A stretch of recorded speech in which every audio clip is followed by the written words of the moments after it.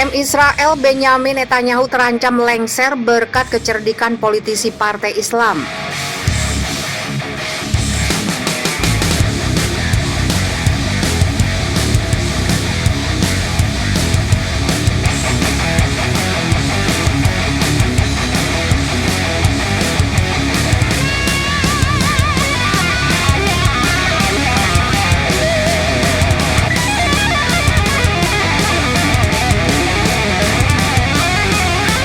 Perdana Menteri Israel Benyamin Netanyahu terancam dilengserkan dari jabatannya. Partainya, Likud, memang menang pemilu 2021, namun dia gagal membentuk koalisi pemerintahan. Mayoritas parlemen Israel kini dikuasai kelompok sayap kanan Yahudi, Knesset. Koalisi tersebut dipimpin oleh ex-Menhan Naftali Bennett. Peran politikus Muslim Israel, Mansyur Abbas, tidak bisa dilepaskan dari penguasaan parlemen itu. Abbas memutuskan membawa partainya yang berlandaskan Islam, United Arab List, untuk bergabung dengan Bennett yang berhaluan kanan. United Arab List adalah sebuah partai politik yang mewakili 21% minoritas Arab Israel. Abbas butuh waktu lama sebelum memutuskan bergabung dengan Bennett. Bennett dikenal sebagai tokoh anti-Palestina dan Arab dan pemimpin pembangunan pemukiman Yahudi di Palestina. Bennett bahkan berniat mencaplok seluruh wilayah di tepi barat. Abbas akhirnya bersedia bergabung dengan koalisi Bennett agar warga Arab Israel tidak lagi mengalami diskriminasi di Israel. Dia juga ingin memperbaiki kehidupan Muslim Arab. Kami memutuskan bergabung bersama pemerintah agar ada keseimbangan kekuatan politik di negara itu, kata Abbas dikutip dari Reuters. Dalam perjanjian, Bennett setuju memberi dana 233 triliun rupiah kepada Abbas untuk membangun infrastruktur dan mengatasi kriminalitas di kota berpendudukan etnis Arab. Perjanjian juga meliputi penghentian pembangunan rumah tanpa izin di daerah Arab dan mendukung kota yang mayoritas penduduknya beragama Islam. Kami dapat mempengaruhi mereka untuk mencapai hal-hal luar biasa bagi kehidupan masyarakat Arab, kata Abbas. Namun Netanyahu diperkirakan akan melakukan segala manuver untuk melanggengkan kekuasaannya selama 12 tahun, termasuk membenturkan parpol yang tidak senang berkoalisi dengan Partai Islam.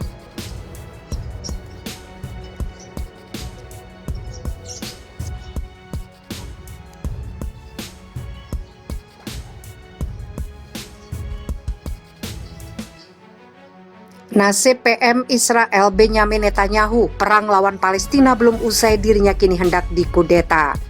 Sebagai kepala negara Israel, Perdana Menteri Benyamin Netanyahu jadi tokoh sentral Tel Aviv.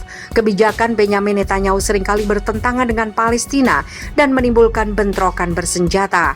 Namun kini Benyamin Netanyahu menghadapi masalah pemberontakan dari dalam negerinya. Dikutip zonajakarta.com dari Fox News Selasa 1 Juni 2021, parpol pendukung Netanyahu, Partai Yamina, kini bergabung dengan oposisi. Pemimpin oposisi Israel, Naftali Bennett, kemudian dituding Netanyahu akan mengkudeta dirinya. Ia berujar jika Bennett hanyalah mementingkan keperluannya sendiri, karena bagi warga Israel, Bennett ialah kandidat kuat PM Israel selanjutnya. Bersama koleganya, Yair Lapid, Bennett akan menggulingkan Netanyahu.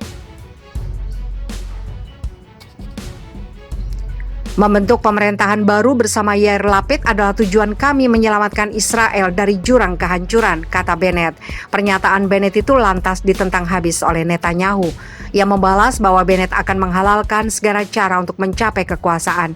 Ia akan membayar berapapun harga untuk jadi pemegang kekuasaan, ujar Netanyahu. Di Israel, untuk menjadi PM haruslah mendapat 61 kursi di suara pendukung di parlemen.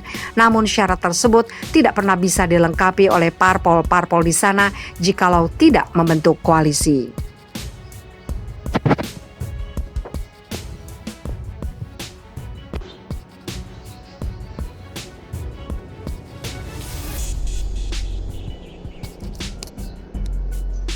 Menteri Israel nekat pimpin serangan di Masjid Al-Aqsa saat pertemuan gencatan senjata berlangsung. Menteri Perumahan yang juga mantan Menteri Kesehatan Israel, Yaakov Litzman, memimpin langsung serangan terhadap warga di Masjid Al-Aqsa Minggu 31 Mei. Mereka masuk melalui gerbang Al-Makharbeh dan keluar melalui gerbang Al-Silsila.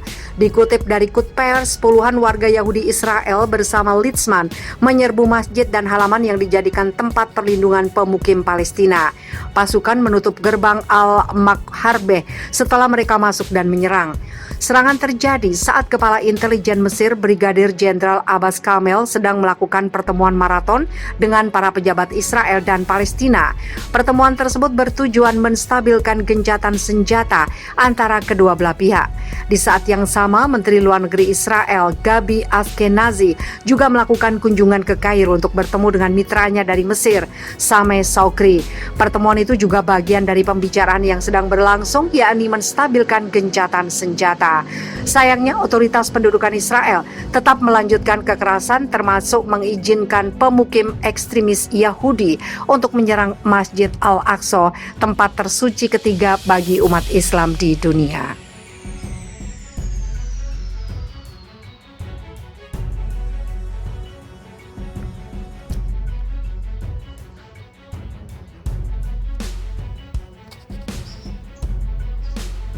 Bunuh 40 warga Palestina, tentara Israel ini stres didatangi korban yang dibunuhnya. Seorang mantan tentara Zionis Israel bernama Ido Gal Razon mengungkapkan trauma yang dialaminya setelah membunuh puluhan warga Palestina selama bertugas. Hal tersebut ia sampaikan secara langsung di hadapan para anggota Komite Israel pada tahun 2015 silam. Melansir dari video di kanal YouTube Cerita Dalam Sejarah, Razon dengan menggebu-gebu menceritakan bagaimana ia mengalami trauma tersebut setiap hari selama bertahun-tahun. Dia bahkan mengaku kerap didatangi warga Palestina yang sudah dibunuhnya dengan keji. Berikut ulasannya. Tentara Israel alami trauma.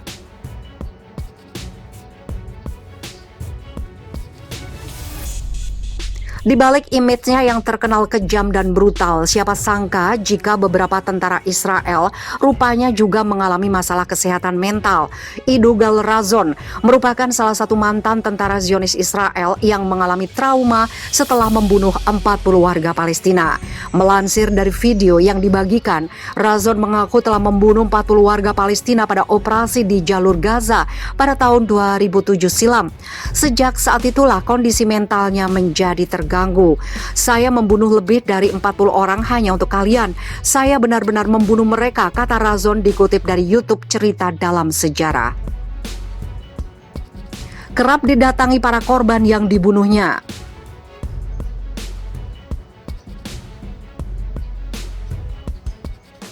Dalam kesempatan tersebut, Razon mengungkapkan bagaimana ia mengalami trauma cukup berat setelah membunuh 40 warga Palestina. Saya selalu buang air kecil di kasur saat tidur selama ini akibat trauma. Mereka mendatangi saya dan berkata, "Kenapa kamu membunuhku?" kata Razon. "Apakah Anda masih bisa menjalani hidup dengan tenang jika mengalami hal yang saya alami? Dapatkah Anda makan dengan tenang? Dapatkah kalian semua menjalani hidup?" tambahnya.